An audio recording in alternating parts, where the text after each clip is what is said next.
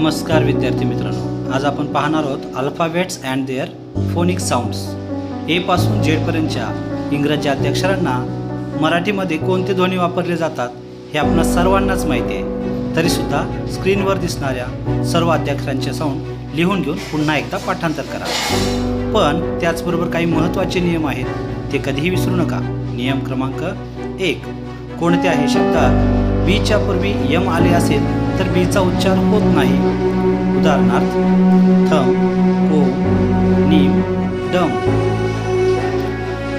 नियम क्रमांक 2, सी या अक्षराच्या पुढे जर ई, आय, वाय यापैकी अक्षर आले असेल तर सीचा उच्चार स असा होतो.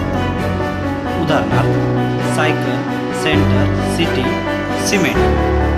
नियम क्रमांक 3, जी या अक्षराच्या पुढे ई, आय, वाय यापैकी अक्षर आले असेल तर जीचा उच्चार बहुतेक वेळा ज असा होतो. उदाहरणार्थ जिंजर, जेम, जी, जायंट.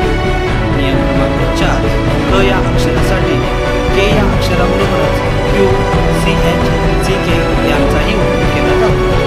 उदाहरणार्थ काइंड, क्वीन, कॅरेक्टर, स्टॉप. नियम क्रमांक 5, एल या अक्षराच्या पुढे डी, के, एम यापैकी एखादं अक्षर आलं तर एलचा उच्चार होत नाही. उदाहरणार्थ शूड, वॉक, टॉक, पाम. नियम क्रमांक 6, क्यूच्या पुढे नेहमी यू हे अक्षर येते.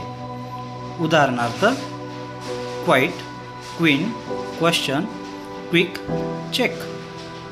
नियम क्रमांक 7, एकाच उच्चाराचे 2 अक्षरं सोबत आले असतात त्यांचं वाचन एकदाच केलं जातं. उदाहरणार्थ बॉल, कॉक, बुक, डीप.